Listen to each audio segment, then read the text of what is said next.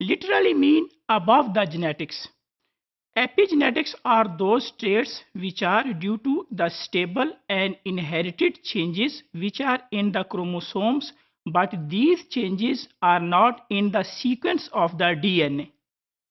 There are different causes of the epigenetics: DNA methylation, histone modifications, as well as microRNAs. These are the three important causes of the epigenetics. Cytosine methylation is usually that a methyl group is attached at the carbon number 5 of the cytosine. This is the structure of the cytosine. This is carbon number 1, carbon number 2, carbon number 3, carbon number 4 and carbon number 5.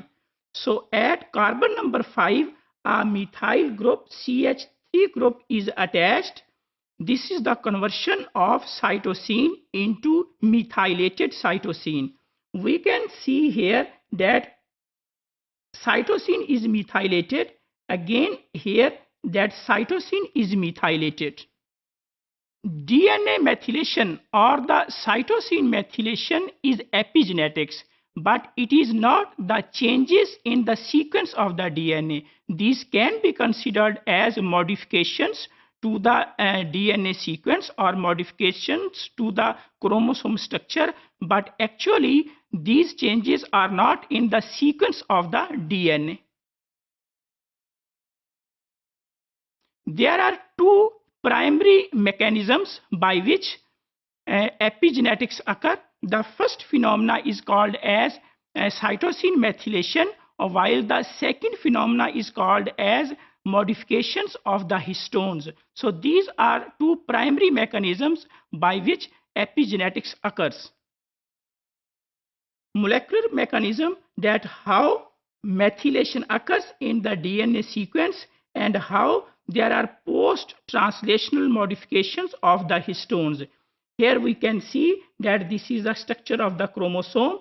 Chromosome consists of chromatin fiber, and chromatin fiber is built up of the building blocks which are called as nucleosomes. So chromatids, they are made up of nucleosomes.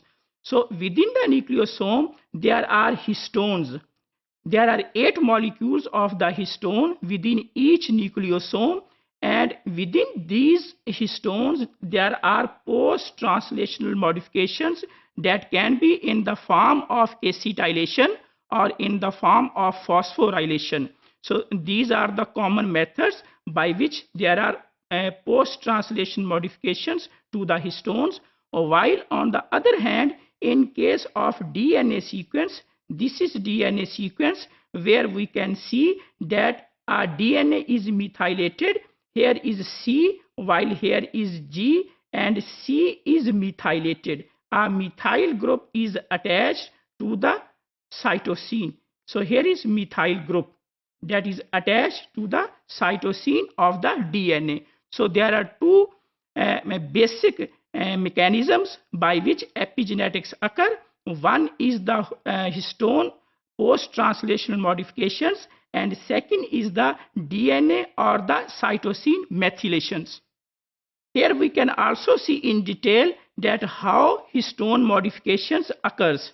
These are the histone molecules 1, 2, 3, 4, and same is on the lower side. So there are total 8 molecules of the histones. There are modifications to these genes. Due to the histone modifications, genes, they can be switched on, and the genes, they can be switched off. That are due to the histone modifications. So there are different histone modifications. We can consider that some of the enzymes, they work as the writers, some of the enzymes, they work as the erasers, and there are some enzymes that work as the readers.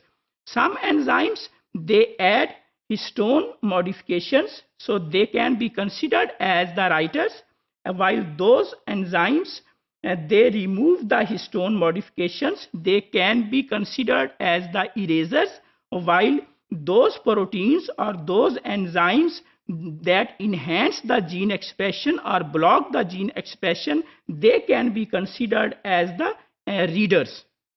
In addition to two primary mechanisms, there is another mechanism that have been invented, that have been identified, that is called as a small interfering RNA. Small interfering RNA is also responsible for the epigenetic mechanisms. Here we can see that how small interfering RNA works.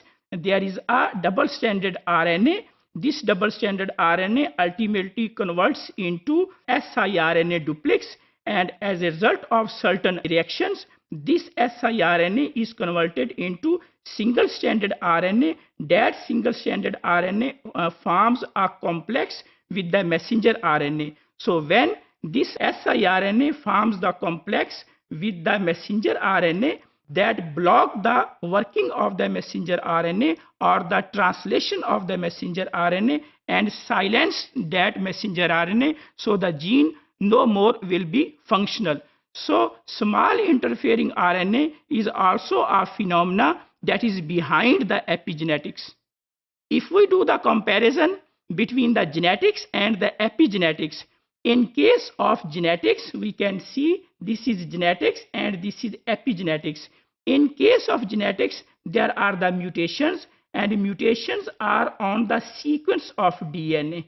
So they occur, or they are the changes in sequence of DNA. While on the other hand, the epigenetics, in case of epigenetics, these are called as alterations. Alterations, they are not the change in sequence of DNA. Instead, they are some modifications. Modifications on the histones or the modifications on the cytosine which is present in the DNA sequence. In case of genetics, that is inherited, present in the germline cells, and it is in the species.